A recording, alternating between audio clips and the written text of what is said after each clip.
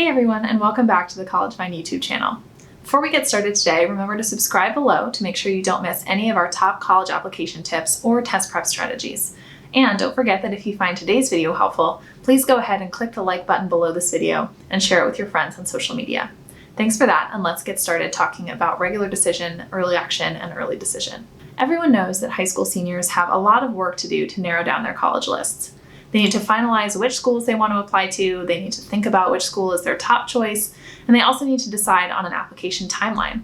That last part, the application timeline, is the one that we're going to focus on in this video today. Early decision and early action programs have become increasingly popular over the past 5 years in admissions. As Inside Higher Ed reported in January 2019, the overall number of students applying early decision and early action is on the rise, with a 4% increase in ED applicants since the 16-17 school year and a 9% increase in early action applicants.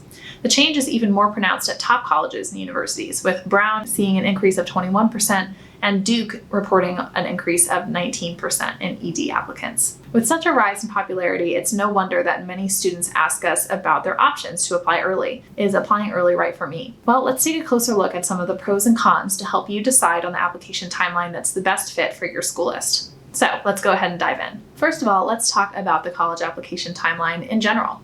We find that many families who have not gone through the college application process before are surprised to hear that there's actually no universal timeline. Different colleges have different application deadlines, and those deadlines can range from November to April, or sometimes even later. To make it even more complicated, many colleges and universities have multiple application timelines to choose from, so there isn't even just one deadline for the school itself. Those timelines are where early action and early decision come into play. Those options are generally for students who have already chosen their top college and are prepared to submit an application a little bit earlier than most students do. Both early action and early decision offer an accelerated timeline so that you both submit your application earlier and hear back earlier about your admissions decision, usually in December. The exact conditions of these programs vary, but the basic understanding is that students apply EA or ED to colleges at which they'd definitely accept an offer of admissions, should they be given one. So why are there two different terms? What is the difference between early action and early decision? Well, we're glad you asked. That's half the point of this video.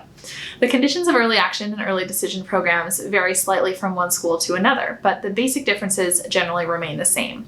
Of course, you should always double check for each of the schools on your list to confirm their exact rules, but feel free to use what we're about to say as a general guideline. Also, you should note that in general, schools offer either early action or early decision, not both at the same school. So for early action, or EA, students submit their applications by usually November 1st or November 15th. They then receive an admissions decision, usually sometime in mid-December or sometimes January. Their admissions officer is non-binding, which means that they do not have to accept it, and you can still apply to other colleges and consider their offers.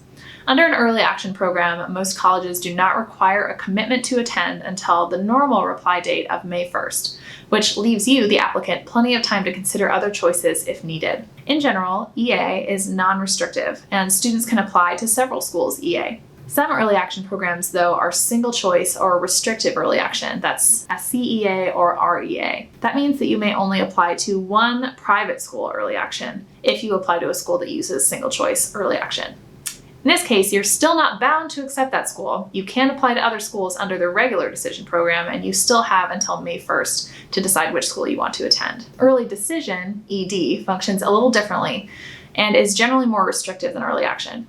Early decision programs are reserved for your single top choice school, and they are binding. That means that you can only apply to one college early decision, and if you're offered admission, you are required to commit to that school and accept their offer. Applications deadlines are still generally in November, but ED applicants usually receive admissions decisions even faster than EA applicants do. Of course, applying early isn't for everyone, and one primary disadvantage is time.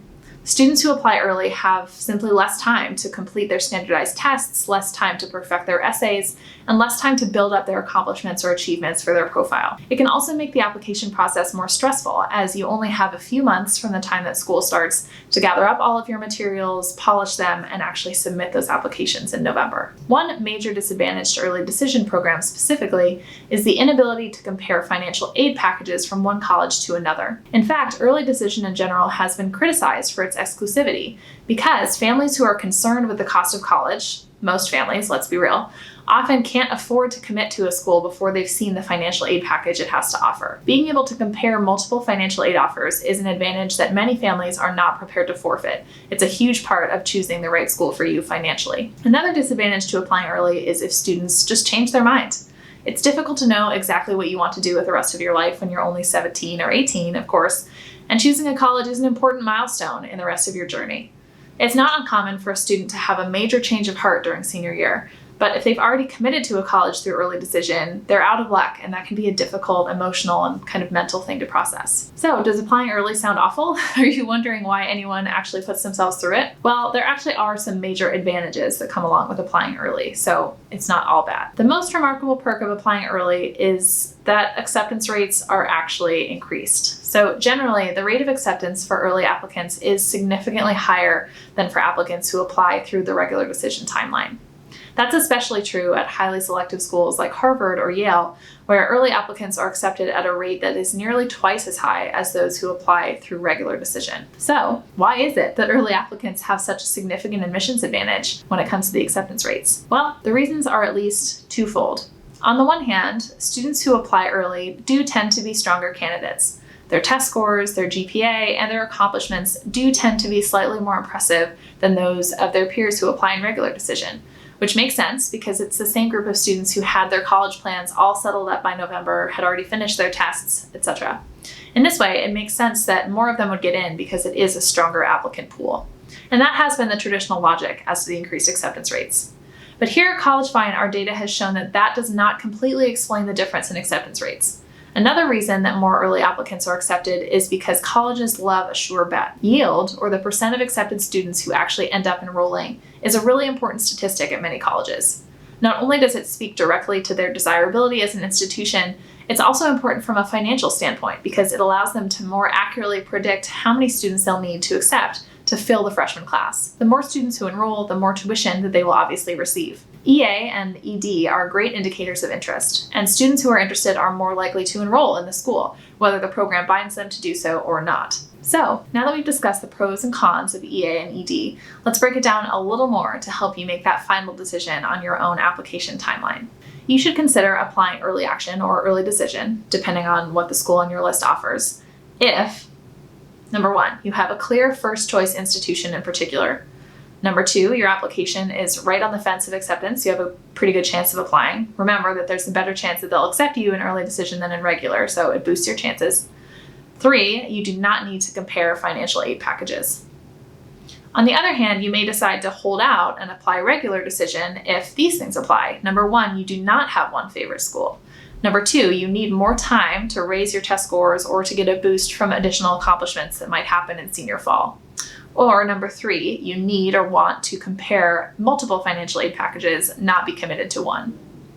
Finally, we can't leave you without a word of caution regarding early decision agreements. Deciding to apply to a binding ED program is a really serious commitment. If you're accepted, you'll be required to attend, even if you've changed your mind on wanting to go to that school. You can only be released from the commitment under extraordinary circumstances, such as in the case of a family emergency or if you're absolutely unable to afford the school. Similarly, in both ED and single choice early action or restrictive early action programs, you're only allowed to apply to one college in that early round, regardless of other schools' policies. Colleges reserve the right to reject your application if you violate the terms of your early application agreement. Since college admissions offices do often communicate with one another, if you break your binding single choice agreement with one college, the news may spread to other colleges on your list and disadvantage you entirely. It's possible that those colleges will choose to reject you as well, even if they weren't directly involved. They may worry about your commitment and your dependability, overall your character. We recommend that you stick to your agreements as they're written, whether it's ED or single choice early action or etc. If you're not sure whether your early action plans comply with these agreements, you need to talk to your guidance counselor and/or the college's admissions office. It would be a real shame for you to be rejected from a school that you want to go to because you made a mistake on the timeline, or worse, because you tried to game the system of early. If you have more questions about the college application timeline or choosing between early action, early decision, and regular decision, you can check out the CollegeMind blog, which is linked in the comments below. We have a bunch of helpful articles on this topic. Or for more general guidance on building a strong college application, be sure to visit us online at app.collegemind.com. That's it for today. Thanks for visiting the CollegeMind YouTube channel. And if you're applying to college this season, whether early or regular, best of luck.